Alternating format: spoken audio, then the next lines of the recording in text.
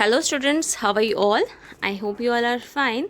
Today we will start some important questions from our chapter Fiber and Fabric. Okay, Fiber and Fabric chapter हमने complete किया था.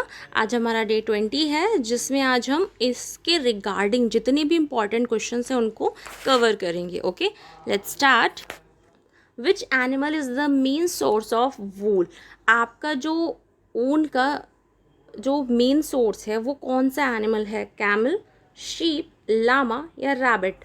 I hope आपको इसका answer बहुत अच्छे से पता होगा. दैट इज शीप, भेड़. Okay, next question is sheep are herbivorous, so which type of feed or food is provided by shepherds? यानी कि जो sheep होती है, आपकी भेड़ होती है, वो herbivorous होती है, शाकाहारी होती है. तो किस तरह का खाना हम इन्हें प्रोवाइड कराते हैं? शेफर्ड, यानी कि जो इनका पालन करते हैं उन्हें शेफर्ड कहा जाता है. तो ये इनको शीप्स को किस तरह का फूड प्रोवाइड कराते हैं? सो the answer is sheep are herbivorous and prefer grass and leaves for various trees.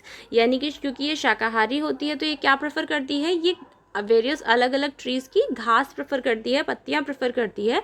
Their food also contain a mixture of pulses. इसके फूड के अंदर एक मिक्सचर भी होता है, दालों का मिक्सचर हो सकता है, corn mixture, jowar, oil cakes, material left after taking out oil from seeds and minerals. यानी कि आप जब सीड से ऑयल निकाल लेते हो तो उसके बाद जो मटेरियल बच जाता है उसको भी ये खाती है. ओके, और उसके अलावा भी काफ़ी सारे मिनरल्स वगैरह होते हैं जो शेफर्ड लोग इनको प्रोवाइड कराते हैं. Okay, now silk yarn of different texture can be prepared. Define the statement. यानी कि जो सिल्क यार्न है आपका, वो आपका डिफरेंट टाइप के टेक्सचर से प्रिपेयर किया जाता है. So the answer is the silk yarn is obtain from the cocoon of the silk moth. ये आपके सिल्क मोथ के कैकून से बना होता है. And there is a variety of silk moth which look very different from one another.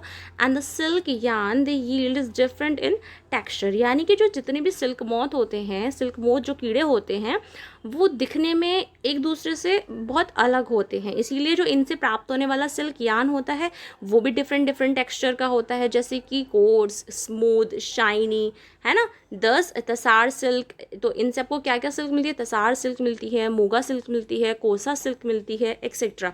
तो जितने भी आपके सिल्क मोथ हैं उनसे आपको डिफरेंट डिफरेंट टेक्सचर की सिल्क मिलती है और डिफरेंट डिफरेंट टाइप की सिल्क आपको मिलती है. And are obtain from cocoon spun by different type of moth. Okay, तो इसीलिए कहा जाता है कि silk yarn of different texture can be prepared, क्योंकि डिफरेंट टाइप के आपके सिल्क मोथ हैं तो उससे आपको डिफरेंट टाइप की सिल्क मिल रही है, इसीलिए आप इनसे डिफरेंट टाइप के टेक्सचर बना सकते हो. Okay, next question is write the difference between natural silk and artificial silk. यानी कि नेचुरल सिल्क और आर्टिफिशियल सिल्क में क्या डिफरेंस होता है? So natural silk is obtain from the cocoon of the silk worm and it is made up of protein. Natural silk is animal fiber. Artificial silk is obtained from wood pulp and it is made up of modified plant material, cellulose. If we perform the burning test, then a natural silk fiber burn giving a smell of burning hair, while artificial fiber burns giving a smell of burning paper. यानी कि आपका जो natural silk है और आपका जो artificial silk है, natural silk आपका किससे मिला होता है? नेचुरल सिल्क मिलता है आपको सिल्क वॉर्म से. ओके, जिसके अंदर क्या पाया जाता है? प्रोटीन का बना हुआ होता है. ये आपका जो नेचुरल सिल्क होता है वो एक एनिमल फाइबर है, जहाँ की जबकि आपका जो आर्टिफिशियल सिल्क है ये आपको मिलता है वुड पल्प का. ठीक है, वुड पल्प में का होता है ये, और जो बनाया जाता है सेलुलोज से, जो कि एक मॉडिफाइड प्लांट मटेरियल है. ठीक है, जब आप जलाते हो नेचुरल सिल्क फाइबर को तो उसमें से जब वो जलता है तो जो स्मेल आती है वो किसकी स्मेल आती है? जब हम किसी बालों को जलाएंगे तो जो स्मेल आती है वही स्मेल आएगी जब आप नेचुरल सिल्क को जलाओगे. लेकिन जब आप आर्टिफिशियल सिल्क या आर्टिफिशियल फाइबर को जलाओगे तो उसमें से जो स्मेल आएगी वो कैसी आएगी? बर्निंग पेपर, यानी कि जले हुए कागज जैसी स्मेल आएगी. तो ये अंतर हो गया आपका natural silk and artificial silk का. Okay, next question is various steps involve to obtain wool from fleece are given here. यानी कि आपको यहाँ पे स्टेप्स दिए गए हैं जो कि आपको कि आप ऊन फ्रॉम द एनिमल फ्लीज से कैसे प्राप्त करते हो. ठीक है, अब right the above step in a correct sequence. ये जो स्टेप्स है ये एक सीक्वेंस में नहीं है, तो आपको इन्हें सीक्वेंस में लगाना है. Okay, picking out the birds, dyeing in various colours, shearing, scouring and sorting. So the correct sequence is shearing, scouring, sorting, picking out the burrs, dyeing in various colors. You have to learn this sequence, a correct sequence. Okay.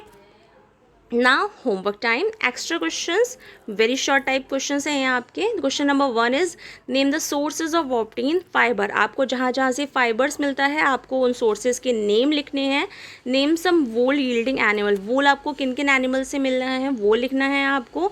In which part of India yak wool is common. यानी कि India के किस part में जो याक वूल है वो सबसे ज़्यादा कॉमन है, बहुत ज़्यादा सामान्य है. Rampur Bushahr and Bakharwal are the breed of which animal, sheep और गोट. आपकी जो रामपुर बुलशिर है या फिर आपकी जो बखरवाल ब्रीड है ये एक प्रजाति है जहाँ जिनसे आपको वूल मिलता है. तो आपको बताना है कि ये किस एनिमल की है, शीप की है या गोट की है. ये जो प्रजाति है वो किसकी है, भेड़ की है या बकरी की है. Okay. Now fifth question is how do the hair of certain animals help in keeping their bodies warm. यानी कि जो एनिमल्स होते हैं उनको उनके हेयर उनकी बॉडी को गर्म रखने में कैसे हेल्प करते हैं. Okay. There are 5 questions and you have to give the answers of all questions and these questions which we have discussed in this class and in homework. These are very important questions, so you have to learn all the questions because for the exam purpose they are very important, so you can prepare for your exam too. Okay, I hope you like the class.